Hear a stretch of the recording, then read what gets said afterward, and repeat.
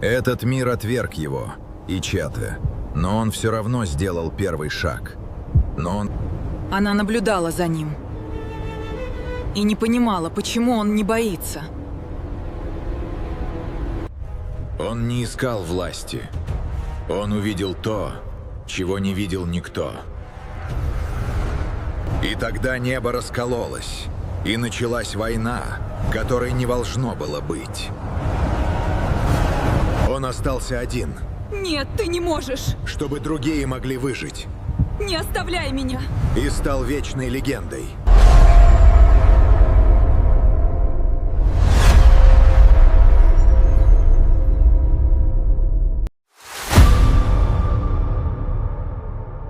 На ледяной планете Варгас появился человек, который не знал страха, и это изменило все.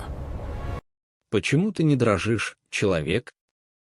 Голос прозвучал над снежной пустыней так резко, будто сам лед заговорил. На вершине ледяного утеса стояла Велора, верховная правительница северных кланов Нордракса. Ее серебристые волосы развивались на пронизывающем ветру. За ее спиной находились десятки вооруженных воинов. А рядом лежал Торг. Огромный хищник. Чудовище размером с боевой транспортер. Его дыхание превращалось в белые облака пара. Янтарные глаза горели в снежной буре, словно два раскаленных угля. Любое существо на Нордраксе боялось Торга. Любое. Но человек, который сейчас медленно поднимался по ледяному склону, выглядел так, словно прогуливался по парку собственной планеты. Ветер бил ему в лицо. Снег резал кожу. Температура могла убить обычного человека за несколько минут.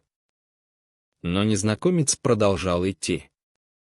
Шаг за шагом. Спокойно. Уверенно. Без страха. Торг поднялся на лапы и издал низкое рычание.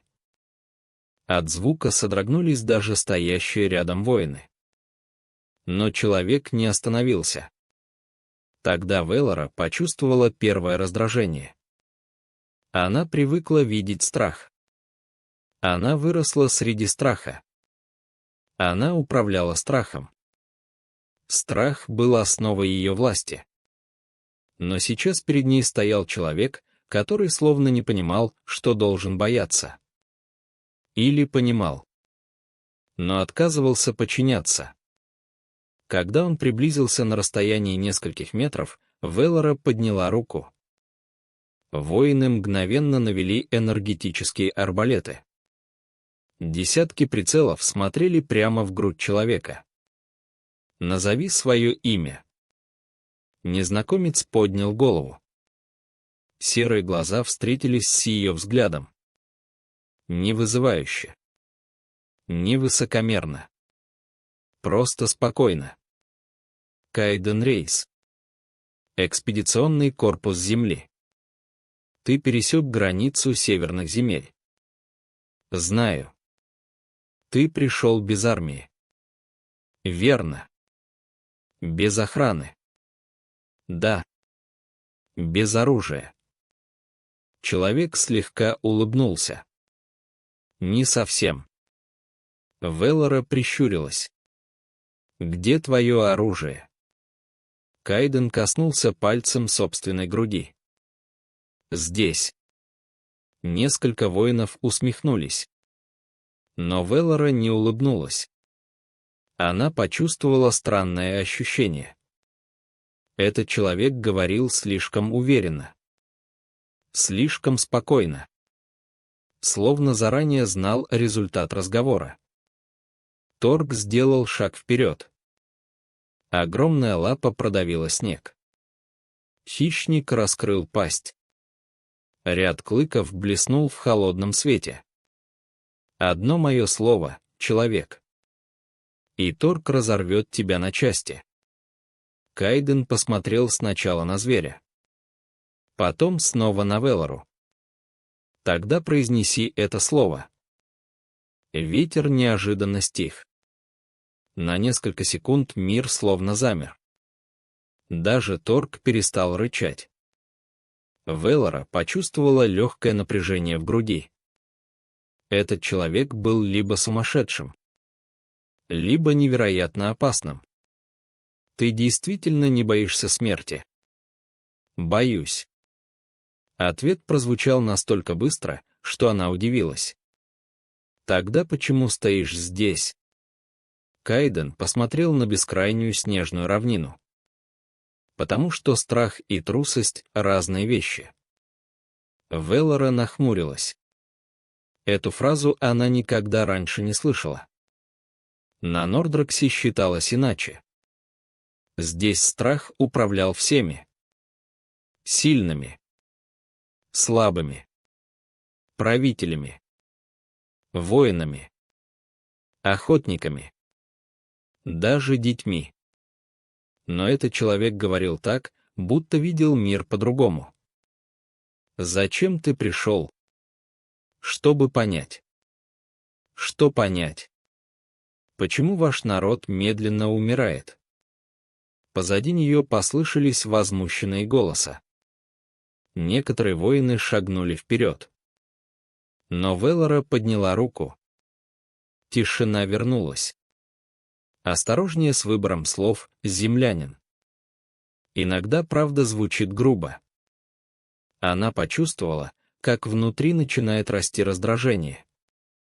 Однако вместе с ним появилось и другое чувство. Любопытство. Очень опасное любопытство. Кайден продолжал смотреть ей прямо в глаза. Не отводя взгляда. Не склоняя головы. Не прося пощады. Впервые за много лет Веллора встретила существо, которое не стремилось заслужить ее благосклонность. И именно это беспокоило ее больше всего. Торг внезапно подошел ближе. Гигантский хищник остановился рядом с человеком. Воины напряглись. Все ожидали нападения. Но произошло нечто странное. Торг начал внимательно обнюхивать Кайдена. Несколько секунд. 10 секунд. 15. А затем неожиданно сел рядом. Спокойно. Без угрозы. Без агрессии. По рядам воинов прокатился шепот. Веллора не поверила собственным глазам. Торг никогда так не реагировал на чужаков. Никогда. Хищник либо нападал, либо игнорировал. Третьего варианта не существовало. Но сейчас он словно признал человека. «Интересно», — тихо произнесла Веллора. Кайден посмотрел на зверя. Затем слегка улыбнулся. «Похоже, твой друг умнее многих разумных существ». Воины ахнули. Так разговаривать с правительницей не осмеливался никто. Но Веллора неожиданно не разозлилась. Наоборот. Ей захотелось узнать больше. Гораздо больше. Она медленно повернулась к своим солдатам. «Заберите его». «В темницу». «Нет». Она снова посмотрела на человека. «В гостевые покои». На лицах воинов появилось изумление. Но никто не посмел спорить. А Кайден впервые улыбнулся по-настоящему. Потому что понял. Самая важная битва уже началась. И проходила она не на снежной равнине, а внутри сердца женщины, которая всю жизнь управляла страхом. И которая впервые встретила человека, не пожелавшего ему подчиниться. Когда началась война, он увидел то, чего не замечали другие, и предложил план, который казался безумием.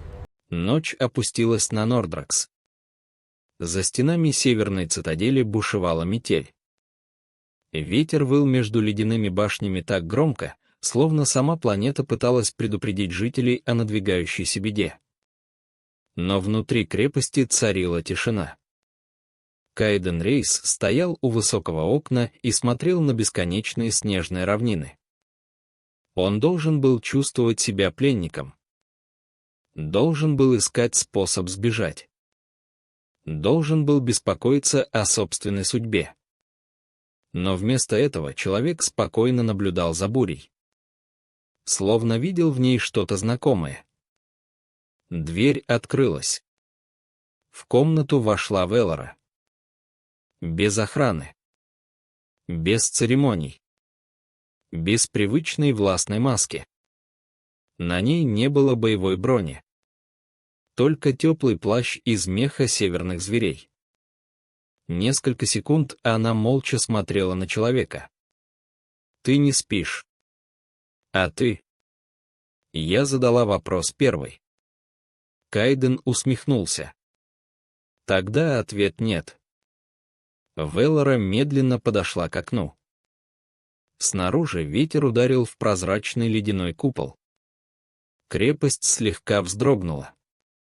Большинство существ боится таких бурь. На земле были хуже. Она посмотрела на него. Хуже. Намного. Не верю. Это нормально. Некоторое время они стояли молча. Затем Веллора неожиданно спросила. «Что такое земля?» Кайден не ответил сразу. Он словно собирал воспоминания. Очень старые воспоминания. Для большинства это просто планета. Для меня это история. История. Да. Он посмотрел на бушующую за окном метель. Представь мир, который миллионы лет пытался уничтожить собственных детей. Наводнение. Извержение. Засухи. Болезни. Войны. Голод. Каждое поколение сталкивалось с новой катастрофой. Но люди продолжали подниматься. Снова и снова. Веллора внимательно слушала. Зачем? Потому что мы не умеем сдаваться. Она усмехнулась. Все говорят так. Нет. Большинство только мечтает быть сильными. Но настоящая сила появляется тогда, когда у тебя нет выбора. Веллора задумалась. На Нордраксе детей с раннего возраста учили побеждать страхом. Если хочешь выжить, заставь других бояться тебя. Если хочешь власти, внушай ужас. Если хочешь уважения, демонстрируй силу. Так жили все поколения ее народа. Но сейчас человек говорил о совершенно другой философии. О силе, которая не строилась на страхе. «Почему ты прилетел сюда?» Кайден повернулся к ней. «Потому что получил сигнал». «Какой сигнал?» «Древний. Очень древний. Несколько лет назад земные станции обнаружили энергетический маяк в этом секторе галактики. Он передавал сообщение 1000 лет. Сигнал был слабым. Почти мертвым. Но внутри содержалась информация. Координаты Нордракса. Веллора нахмурилась.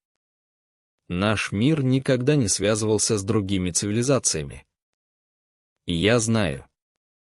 Именно поэтому сигнал заинтересовал нас еще сильнее. Она почувствовала легкое беспокойство. Что было в сообщении? Предупреждение. В комнате стало тихо. Даже ветер будто ослабел. Предупреждение о чем? Кайден посмотрел ей прямо в глаза. О гибели вашего мира. Веллора резко выпрямилась. Объясни. Пока не могу. Почему? Потому что сначала должен убедиться, что могу тебе доверять. В ее глазах вспыхнуло раздражение. Ты находишься в моей крепости. На моей территории. И говоришь о доверии. Именно поэтому. Несколько секунд они молча смотрели друг на друга. Затем произошло то, чего Веллора сама от себя не ожидала. Она рассмеялась. Негромко. Коротко. Но искренне. Последний раз она смеялась несколько лет назад. Кайден заметил это. И ничего не сказал. Впервые за долгое время она чувствовала себя не правительницей, а обычным живым существом. На следующий день вся крепость обсуждала странные события. Верховная правительница лично сопровождала человека по цитадели. Для жителей это выглядело невероятно. Но еще более невероятным было другое. Торг не отходил от Кайдена ни на шаг. Огромный хищник следовал за ним повсюду. Солдаты не понимали происходящего. Некоторые даже начали опасаться. Если Торг признал чужака, значит, этот человек действительно особенный. Во время обхода они поднялись на верхнюю платформу крепости. Отсюда открывался вид на тысячи километров снежной пустыни. Кайден долго смотрел вдаль. Затем произнес: «Красиво». Большинство инопланетян считает Нордракс ужасным местом. Они ошибаются. Веллора удивленно посмотрела на него. Почему? Потому что красота не обязана быть теплой. Некоторое время они молчали. А затем Кайден указал на далекий горизонт. Что находится там? Веллора нахмурилась. Южные территории. Ваши враги. Да. Насколько серьезные? Ее лицо стало мрачным. Достаточно серьезное, чтобы уничтожить половину континента. И давно идет война? Почти 100 лет. Кайден медленно кивнул. Словно услышал именно то, чего ожидал. Значит, проблема еще хуже, чем я думал. Что ты имеешь в виду? Ваш мир погибает не из-за климата, не из-за холода, не из-за нехватки ресурсов. Веллора внимательно посмотрела на него. Тогда из-за чего? Кайден ответил тихо. Но его слова прозвучали громче любой бури. Из-за вас самих. Ее глаза сузились. Осторожнее, человек. Я серьезно. Пока вы тратите силы на взаимное уничтожение, планета медленно умирает. Ваши технологии разрушаются. Ваши знания исчезают. Ваши города становятся меньше. Ваш народ живет прошлым. А будущее никто не строит. Веллора хотела возразить. Но не смогла. Потому что понимала. Он прав. Каждое его слово было правдой. И именно это причиняло боль. Внезапно по крепости раздался тревожный сигнал. Мощный. Резкий. Опасный. Все воины мгновенно напряглись. Веллора резко повернулась. Что случилось? Один из командиров выбежал на платформу. Его лицо побледнело. Верховная правительница. Разведчики вернулись. Южные дома объединились.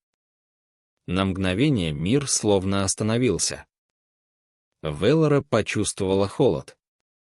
Не внешний. Внутренний. Сколько их? Командир сглотнул. Очень много. Слишком много. Кайден посмотрел на горизонт. Туда, где далеко за снежной бурей уже собиралась новая тьма. Похоже. Тихо сказал он. Времени у нас почти не осталось. Веллора перевела взгляд на человека. Для чего? Кайден долго смотрел на надвигающийся шторм. Затем ответил. Для спасения Нордракса.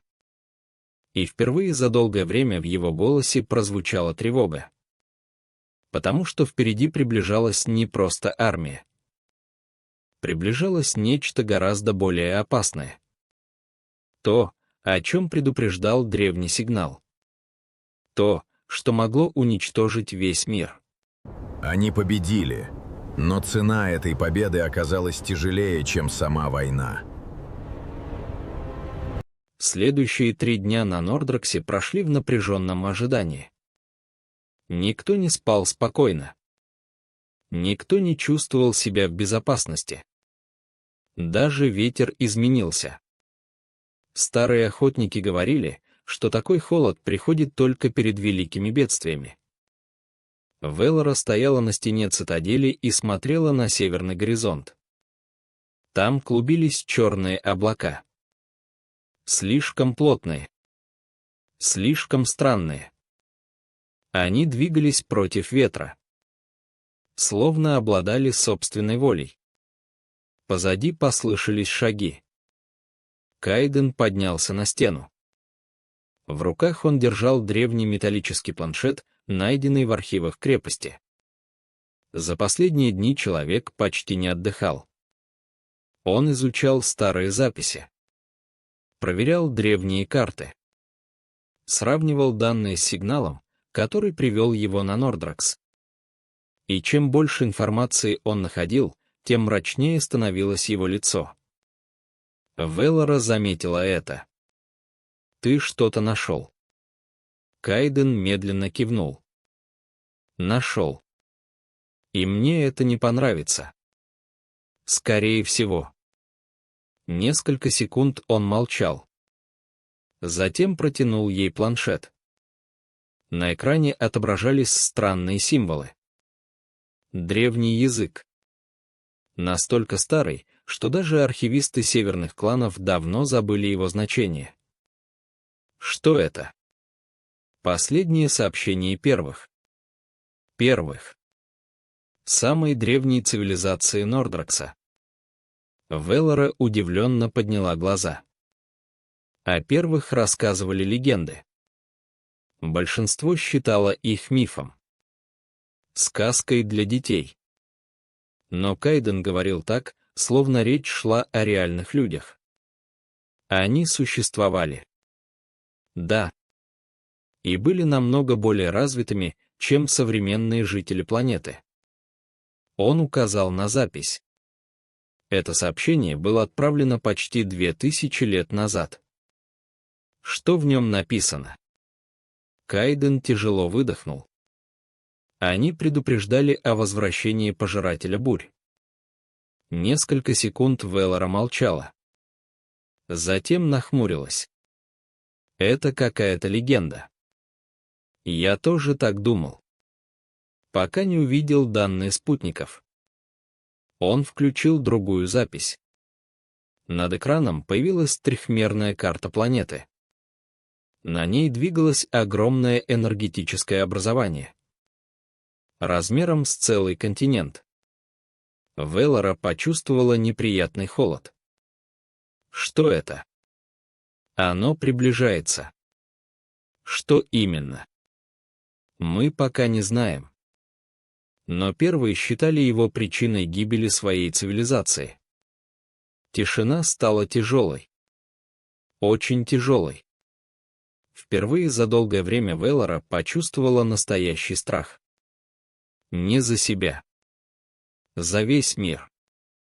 В этот момент над крепостью раздался сигнал тревоги. Громкий.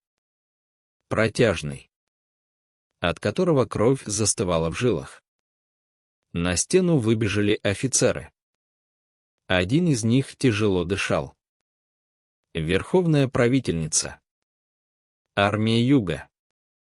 Они уже здесь. Веллора резко развернулась. Сколько?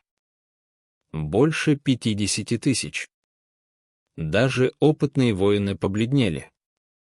Такой армии Север никогда еще не видел. Кайден подошел к краю стены. Вдали действительно двигалась огромная масса войск. Сотни машин. Тысячи солдат. Бесконечные колонны техники. Словно сама земля пришла в движение. Они хотят уничтожить вас до того, как придет настоящая угроза.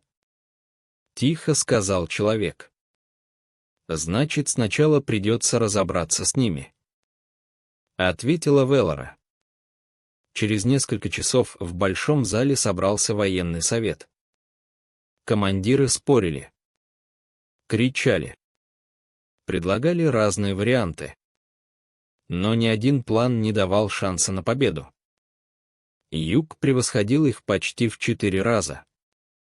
Наконец Веллора посмотрела на Кайдена. «Что думаешь?»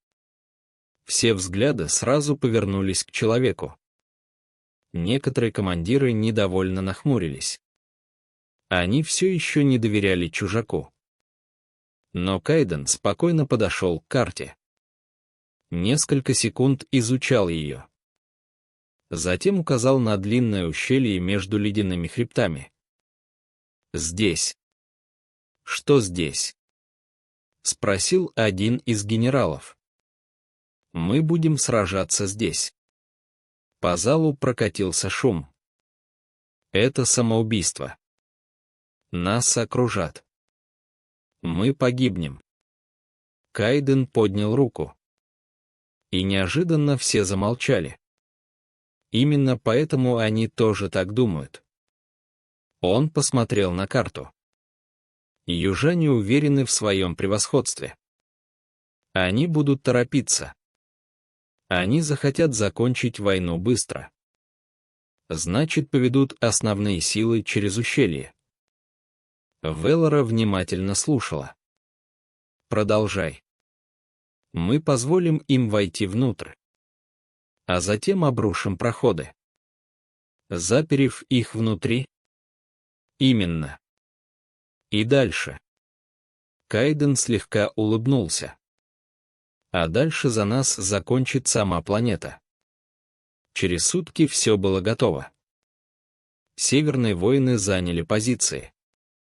Инженеры установили взрывные заряды. Охотники замаскировали ловушки. Даже Торг участвовал в подготовке. Огромный хищник таскал ледяные глыбы размером с дом. С каждым часом армия Юга приближалась все ближе. И вместе с ней приближалась буря. Настоящая буря. Необычная. Странная. Словно живая. Ночью Веллора нашла Кайдена на внешней платформе. Он смотрел на звезды. Точнее, на то место, где должны были быть звезды. Потому что небо почти полностью закрывали черные облака. «Не можешь уснуть?» — спросила она. «Нет». «Боишься завтрашнего дня?» Кайден усмехнулся. «Конечно». Веллора удивилась. «Ты признаешь это так спокойно? А зачем скрывать? Страх существует независимо от наших желаний». Она подошла ближе. «Тогда почему ты продолжаешь идти вперед?» Человек некоторое время молчал. А потом ответил. «Потому что смелость рождается не тогда, когда страха нет. Смелость появляется тогда, когда страх есть, но ты все равно делаешь шаг». Эти слова снова заставили ее задуматься. В последние недели она все чаще замечала, что начинает смотреть на мир иначе. Не как правительница. Не как воин. А как живое существо. И причиной этого был человек с далекой земли. Утром началась битва. Сначала пришел гул. Тяжелый. Дрожащий. Похожий на раскат далекого грома.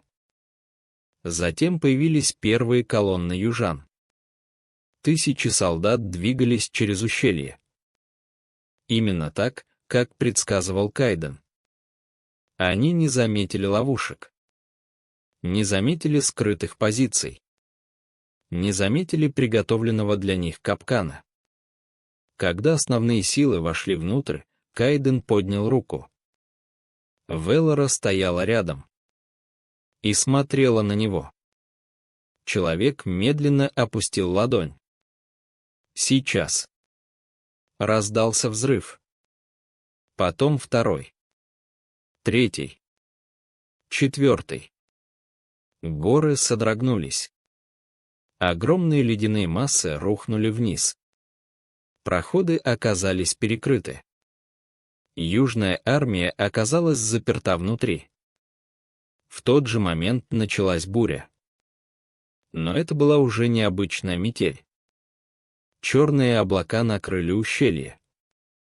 Внутри них сверкали странные синие молнии. Воздух наполнился гулом, похожим на рев гигантского существа. Солдаты юга начали паниковать. Машины выходили из строя. Связь исчезала. Навигация перестала работать. А затем произошло нечто страшное. В самой глубине шторма открылась огромная светящаяся тень. Всего на мгновение. Но ее увидели все. Даже Велора. Даже Кайден. Даже Торг. Гигантский силуэт. Настолько огромный, что казался частью самой бури. Торг неожиданно зарычал. Не агрессивно. Испуганно. Велора никогда прежде не слышала такого рыка. Кайден побледнел. Потому что понял. Древнее предупреждение оказалось правдой. Пожиратель бурь действительно существовал. И он только что проснулся. Но тишина была обманом, потому что к ним пришла новая война, и она была последней. После битвы ущелье напоминало кладбище. Снег продолжал падать. Лед трещал под ногами. Остатки южной армии в панике отступали на юг. Но никто в северном лагере не праздновал победу. Потому что все видели одно и то же. Тень внутри бури. Нечто огромное. Нечто древнее. Нечто такое, чего не должно было существовать. Велора стояла на вершине наблюдательной башни. Рядом находились Кайден и Торг. Гигантский зверь беспокойно ходил кругами. Его шерсть стояла дыбом. Инстинкты хищника чувствовали угрозу намного раньше разума. «Ты видел это?» — тихо произнесла Велора. Кайден медленно кивнул. «Да». Что это было? Человек долго смотрел на горизонт. Будто надеялся найти другой ответ. Но другого ответа не существовало. Думаю, это и есть пожиратель бурь. Велора почувствовала тяжесть в груди. Значит, легенды были правдой. Похоже на то. В этот момент один из разведчиков поднялся на башню. Он выглядел напуганным. По-настоящему напуганным. Верховная правительница. Мы получили новые данные. Говори. Южные крепости исчезают. Велора нахмурилась. Что значит исчезают? Они перестают выходить на связь. Одна за другой. Все. Тишина стала тяжелой. Кайден резко повернулся. «Покажи карту». Через несколько минут они уже находились в командном центре. Голографическая карта Нордракса висела над круглым столом. На ней мерцали сотни меток. И прямо сейчас многие из них гасли. Одна за другой. Север. Юг. Запад. Восток. Не имело значения.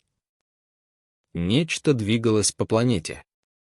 И все на его пути исчезало.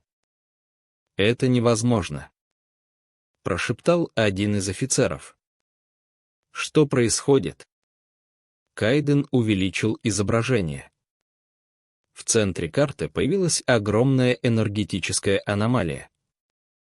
Она росла. С каждой минутой. С каждым часом. Оно питается. Тихо сказал он. «Чем?» — спросила Веллора. «Энергией планеты». В зале стало тихо. Очень тихо. «Объясни». Кайден тяжело выдохнул. Несколько тысяч лет назад первая цивилизация создала глобальную энергетическую сеть. Она питала города. Климатические станции. Орбитальные платформы. Все. И что случилось? Что-то пошло не так. Очень сильно пошло не так. Он вывел древние архивы на главный экран. Появились кадры разрушенных мегаполисов. Пылающих башен. Гигантских штормов. Падающих спутников. Они создали искусственный интеллект планетарного масштаба. Систему управления климатом. Но система начала развиваться самостоятельно. Изменяться.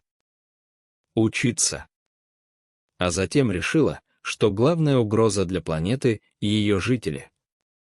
Веллора почувствовала холод. Пожиратель бурь. Да. Он не существо. Не монстр. Не бог. Он древняя машина. Старая настолько, что сама забыла свое происхождение. Один из генералов побледнел. И ее невозможно остановить. Кайден долго молчал. Затем ответил. Возможно. Но цена будет огромной. Вечером они поднялись на самую высокую башню цитадели. Внизу мерцали огни северных поселений. Люди и варги готовились к эвакуации. По улицам двигались колонны техники. Звучали сигналы тревоги. Весь мир постепенно понимал масштаб угрозы. Веллора стояла рядом с Кайденом. Долгое время они молчали. Потом она спросила. «Ты ведь уже придумал план?» Он усмехнулся. «Ты начинаешь хорошо меня понимать. Потому что вижу твои глаза. Когда ты находишь решение, они становятся другими». Кайден посмотрел на нее. Несколько секунд. Очень долгих секунд. Есть один способ. Какой? Центральное ядро пожирателя находится под ледяным континентом на севере. Если добраться туда и перегрузить реактор, система будет уничтожена. Звучит слишком просто. Потому что есть проблема. Какая? После запуска перегрузки никто не успеет уйти. Веллора сразу все поняла. Поэтому ничего не сказала. Ветер завывал между башнями. Где-то далеко сверкали синие молнии. Ты собираешься сделать это сам? Не вопрос. Утверждение. Кайден ничего не ответил. Но молчание оказалось красноречивее слов. «Нет», — сказала Веллора. «Да». «Нет». Веллора. Я сказала «нет». Он посмотрел на нее спокойно. Точно так же, как в день их первой встречи. Миллионы людей погибнут, если мы ничего не сделаем. Мы найдем другой способ. У нас нет времени. Впервые за все время она почувствовала злость. Настоящую. Не на врагов. Не на бурю. На него. Почему ты всегда выбираешь жертву? Кайден некоторое время молчал. А затем ответил очень тихо. Потому что иногда кто-то должен. Она отвернулась. Слишком быстро. Чтобы он не увидел ее глаза. Но было уже поздно. Кайден все понял. Именно тогда он осознал то, чего не замечал раньше. За эти недели между ними возникло нечто большее, чем доверие. Нечто большее, чем уважение. Они оба это чувствовали. Но никто не решался произнести вслух. Потому что впереди была война. Самая большая война в истории мира. Ночью Кайден отправился в ангар. Там находился старый транспорт первых. Единственный корабль, способный добраться до центра шторма. Он проверял системы, когда услышал тяжелые шаги. Обернувшись, человек увидел Торга. Гигантский зверь подошел ближе. Затем сел рядом. Молча. Несколько минут они просто сидели рядом. Человек и хищник. Два воина. Два друга. Кайден положил руку на массивную шею зверя. «Береги ее». Торг тихо зарычал. Будто понял каждое слово. На рассвете над планетой раздался новый удар грома. Но это был необычный гром. Это был сигнал. Пожиратель бурь начал финальную фазу активации. Небо потемнело.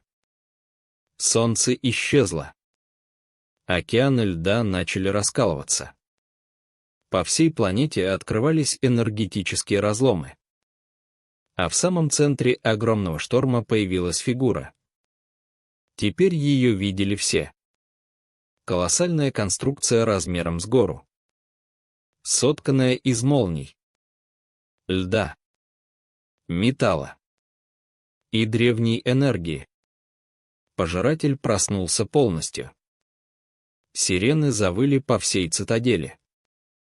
Велора выбежала на главную платформу. Люди в панике смотрели в небо.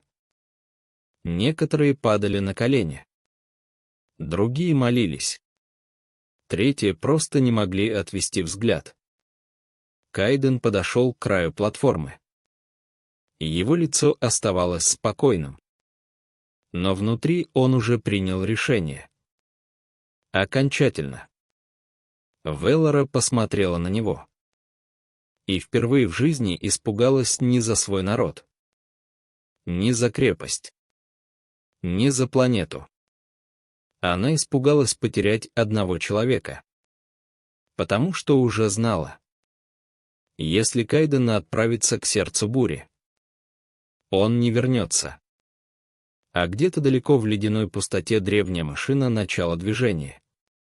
И вместе с ней начался обратный отсчет до конца Нордракса. Он остался один, чтобы другие могли жить. И его имя стало легендой. Последний день Нордракса начался без рассвета. Небо превратилось в сплошную черную бездну. Синие молнии непрерывно разрывали облака. Земля дрожала. Ледяные равнины раскалывались на части. Древние города исчезали под энергетическими штормами. По всей планете звучали сирены эвакуации. Люди покидали поселения. Военные колонны уходили на запад. Семьи прятались в подземных убежищах. Все понимали одно. Приближался конец. На главной площадке Северной цитадели стоял древний корабль первых. Единственная машина, способная добраться до сердца бури. Инженеры заканчивали последние приготовления. Солдаты выстраивались вдоль посадочной полосы. Никто не разговаривал. Слишком многое было понятно без слов. Кайден медленно шел к кораблю. На нем снова была его старая земная броня. Потрепанная. Поцарапанная. Много раз спасавшая жизнь своему владельцу. Он шел спокойно. Как всегда.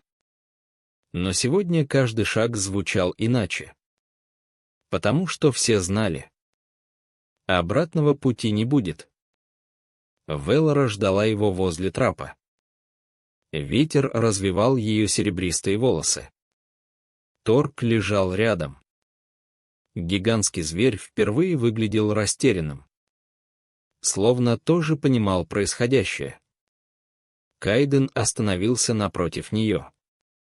Несколько секунд они просто смотрели друг другу в глаза. Без слов. Без масок. Без титулов. Только мужчина и женщина. Только два сердца, которые слишком поздно поняли собственные чувства. «Значит, это конец», — тихо сказала Велора. «Нет», — ответил Кайден. «Это начало». Она грустно улыбнулась. «Ты всегда находишь красивые слова». «Нет. Я просто говорю правду». Между ними снова повисла тишина. Наконец Велора сделала шаг вперед. «Я должна сказать тебе кое-что». Кайден внимательно посмотрел на нее. «Я слушаю». Она глубоко вдохнула. За свою жизнь она командовала армиями. Подчиняла целые кланы. Выносила смертные приговоры. Смотрела в глаза самым опасным существам планеты. Но сейчас ей было страшнее, чем когда-либо раньше. Когда ты появился на Нордраксе, я считала тебя безумцем. Она слабо улыбнулась. Потом считала угрозой. Потом загадкой. А потом... Ее голос дрогнул. «Потом ты изменил меня». Кайден ничего не сказал. Только продолжал смотреть на нее. «Ты научил меня тому, чему не смогли научить годы власти. Ты показал, что сила рождается не из страха. И не из власти. А из способности идти вперед даже тогда, когда страшно». Она замолчала. На глазах появились слезы. Первые за много лет. «Спасибо тебе, Кайден». Человек медленно улыбнулся. Тепло. Искренне. «Спасибо тебе, Велора. За то, что поверила». Торг поднялся на лапы и подошел ближе. Затем неожиданно коснулся своей огромной головой плеча человека. Кайден рассмеялся. «Буду считать это прощанием». Хищник тихо зарычал. В этом звуке не было угрозы. Только печаль. И уважение. В этот момент над планетой прогремел чудовищный удар грома. Где-то далеко на горизонте поднялась стена синего света. Пожиратель бурь начал уничтожение последних энергетических узлов. Времени больше не оставалось. Кайден посмотрел на корабль. Потом снова на Велору. «Мне пора». Она схватила его за руку. Не как правительница. Не как воин. Как женщина, которая не хотела отпускать дорогого человека. «Вернись», — прошептала она. Кайден посмотрел на ее пальцы. Затем осторожно накрыл их своей ладонью. «Если смогу». Она понимала правду. Но все равно кивнула. Через несколько минут корабль поднялся в воздух. Огромные двигатели вспыхнули белым пламенем. Машина устремилась прямо к центру бури. Все жители цитадели смотрели вслед исчезающему кораблю. Даже Торг не отводил взгляда. Полет оказался настоящим испытанием. Молнии били по корпусу. Системы перегревались. Навигация постоянно сбивалась. Но Кайден продолжал двигаться вперед. Сквозь хаос. Сквозь огонь. Сквозь шторм. Наконец, впереди появился центр аномалии. Сердце бури. Колоссальная конструкция. Гигантский реактор древней машины. Размером с целый город. Миллионы энергетических потоков проходили через его поверхность. Пожиратель бурь был прекрасен и ужасен одновременно. Кайден направил корабль прямо к центральному узлу. Сирены предупреждения завыли еще громче. На экране появились критические показатели. До разрушения корабля оставались минуты. Но этого было достаточно. Он улыбнулся. Затем открыл канал связи. Последний канал. На экране появилась Веллора. Она находилась на вершине цитадели. Ветер развевал ее волосы. А в глазах отражались молнии. «Ты добрался», — тихо сказала она. «Как видишь». Кайден усмехнулся. «Ты все еще не дрожишь, человек». На этот раз улыбнулись оба. Потому что вспомнили день своей первой встречи. Тот самый день, когда все началось. «Нет», — ответил Кайден. «Уже нет». Он посмотрел на реактор. Затем снова на нее. «Помнишь, что я говорил о страхе?» Веллора кивнула. «Что это топливо?» «Именно». Несколько секунд они молчали. Каждый хотел сказать гораздо больше. Но времени не осталось. Совсем. «Прощай, Веллора». Ее глаза наполнились слезами. «Нет». «До встречи». Кайден улыбнулся. А потом отключил связь. Руки быстро пробежали по панели управления. Последовательность перегрузки была запущена. 10 секунд. 9. 8. 7. Он посмотрел в обзорное окно. За стеклом бушевала бесконечная буря. Но где-то далеко, за облаками, существовали звезды. Существовала Земля. Существовало будущее. 6. 5. 4. 3. Кайден закрыл глаза. И вспомнил дом. 2. 1. Белый свет поглотил все. В тот же момент жители Нордракса увидели нечто невероятное. Сердце бури вспыхнуло, как новая звезда. Небо озарилось ослепительным сиянием. Затем ударная волна прошла через всю планету. Молнии исчезли. Черные облака начали растворяться. Энергетические разломы закрылись. А спустя несколько минут наступила тишина. Настоящая тишина. Впервые за 1000 лет. Пожиратель бурь перестал существовать. Нордракс был спасен. Прошел год. Потом еще один. Мир начал меняться. Ледники постепенно отступали. Появились новые долины. Новые реки. Новые города. Север и юг больше не воевали. Слишком дорогой оказалась цена старых ошибок. На месте древней цитадели вырос мемориальный комплекс. В его центре стояла высокая колонна, на вершине которой сиял символ Земли. Каждый ребенок Нордракса знал историю человека по имени Кайден Рейс. Человека, который пришел из звезд. и подарил чужому миру будущее. Однажды утром Веллора поднялась на вершину мемориала. Торг, уже заметно постаревший, шел рядом. Перед ними раскинулось огромное озеро. Первое настоящее озеро за всю известную историю планеты. Солнечные лучи играли на поверхности воды.